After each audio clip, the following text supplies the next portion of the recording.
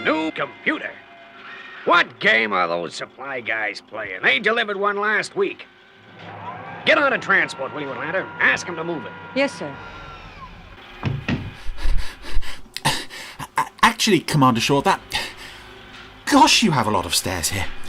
That's mine. That's the randomizer. It's used to select Jerry Anderson episodes at random for me to review on the podcast. I was hoping I could record this week's episode right here in the control tower. Oh, please go right ahead. Don't let us get in your way. Well, thank you. Oh, you're being sarcastic. I know that, you dunderhead. But, Commander Shaw, you'll be on the official Jerry Anderson podcast. It'll make you all look good, and if I may say so, it might help make me look good too. The only way you could look good is to get a complete new face. Well, that's passive-aggressive, and I'm getting the impression you'd really rather I did this elsewhere. You still here? Okay, fine. I understand. I'll do this out in the corridor then. Commander, would you mind getting the door for me? Please, get out. I'm going. Oh, thank goodness I had wheels fitted to this thing. What in the name of thunder was that? Well, I'm sorry, everybody. As you can see, I'd hoped to do this from the control room, but I guess we'll have to settle for the corridor outside the control room instead. Oh, I haven't even got a guest to push the button for me this week. Oh, hello. Can I help you? Oh, you must be Marina. Oh, it's very nice to meet you. What's that? You'd like to help me with this? Oh, that's very kind of you. Would you like to press the button this time?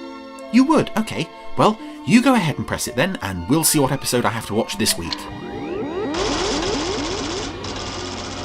Who does your hair, by the way? Atlanta? Oh, that's kind of you.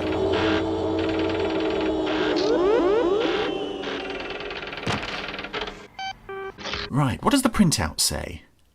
Oh, well, that's a pretty good result. There's certainly worse things I could be doing than watching that.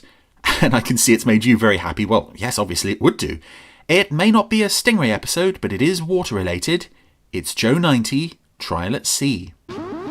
So, I have a bit of a problem here, because every time I see this opening title sequence, I think, wow, this is the greatest opening title sequence in the whole Jerry Anderson universe.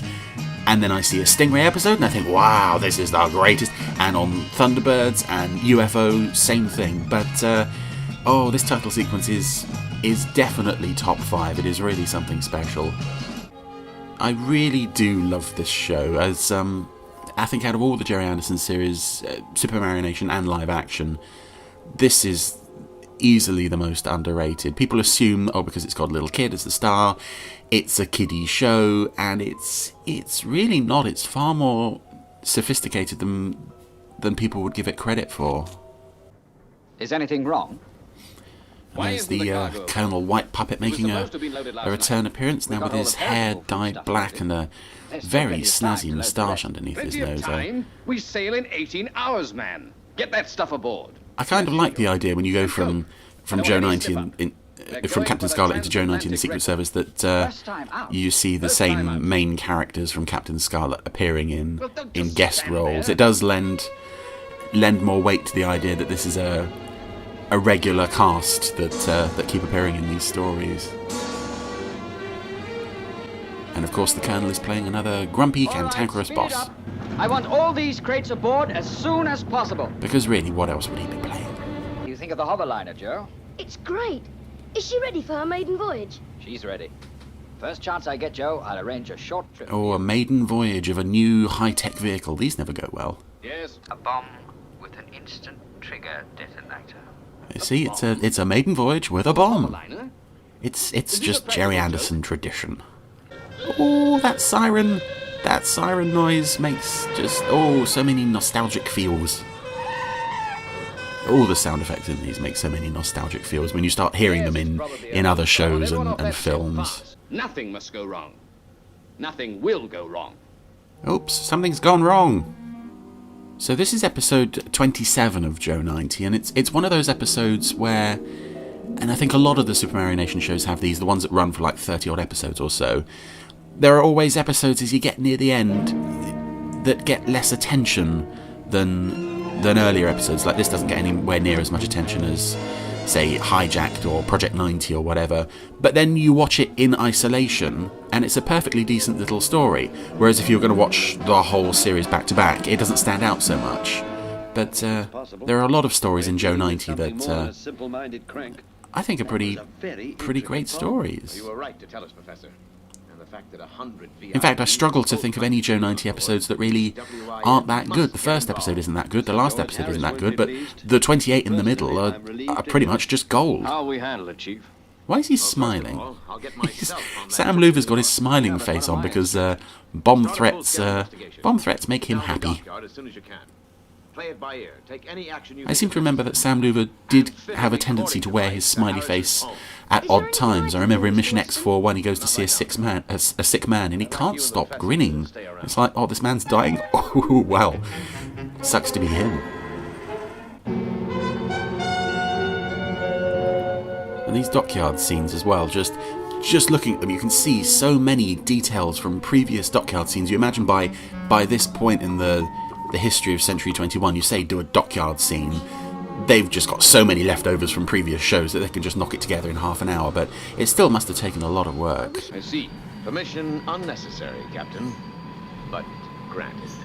I really like Shane Weston as a character, and it's interesting that we know that he appeared in Captain Scarlet with blonde hair, and something about it just doesn't look right, but as soon as they change the colour of the hair, suddenly the character just sort of pops into existence. And of course having David Healy providing the voice is another bonus. But yeah, the puppet never looked right with blonde hair, and yet with black it's perfect.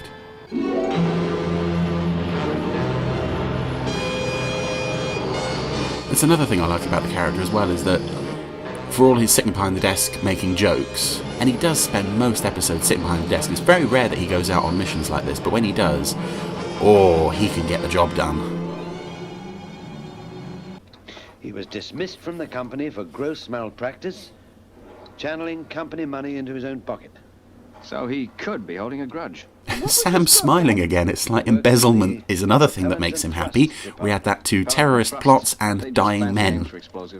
Now, people like, for instance, David Graham and Ray Barrett, who did lots of voices in the earlier Super Mario Nation shows, they quite rightly get a lot of attention and a lot of praise. But then, when you get to near the end of the Century 21 days, when you have people like Keith Alexander, David Healy, they tend not to get as much attention, and I really think they should, because, okay, David Healy can't really do many accents as such, he can't disguise his voice, but it's a damn good voice, and he's always giving a really good performance in these. I apologise if I'm not saying much of any real interest or consequence here, but I just, any time I see a clip from Joe 90, I just have to sort of give it my full attention. I can't really switch off from this, because it is such a good show, it is so underrated, and I wish it could have had the sort of widespread attention that it really deserves, in the same way that the Thunderbirds and Stingray and Captain Scarlet get all the attention. This really deserves it as well, which is why I was very surprised when in the early 2000s this wasn't repeated along with the other shows. Good work, Joe. He hasn't done anything yet. He's just arrived. Don't start heaping praise on him, he hasn't done anything yet. I suppose this is kind of a child's wish fulfillment, that they can take over any situation and they can tell the panicking adults what to do. Which is why, another reason why I'm really surprised this show never caught on, but like we said, it never had the chance to find as large an audience as the earlier shows did. I do like this stuff, this Shane Weston's terrible sense of humour, because it shows how far these shows had developed over the years, because now Shane Weston can make a joke like that and everyone looks at him like he's just an idiot. If Shane Weston went to Marineville and did a stand-up act, he would be the greatest stand-up those people had ever seen. Probably same if he went to Tracy Island as well. Well, that was Trial at Sea, and I think this is an episode that kind of demonstrates the strengths of the randomizer, in that it can pull up an episode like this, which nobody is going to sit down and watch. I mean, when was the last time you said to yourself, I am going to sit down and watch Trial at Sea? If you weren't watching like the whole show as a marathon, this is never an episode that you would pull up and look at. But, as I said, like with most of them, there is a lot here to enjoy. There's so much in Joe 90 that I think really works, and I've always liked this show. I will always like this show, and I will always defend it and say that it really deserves a better reputation than it's had over the years. I'm really looking forward to seeing it come out on Blu-ray and hopefully finding a new generation of fans. Bye bye.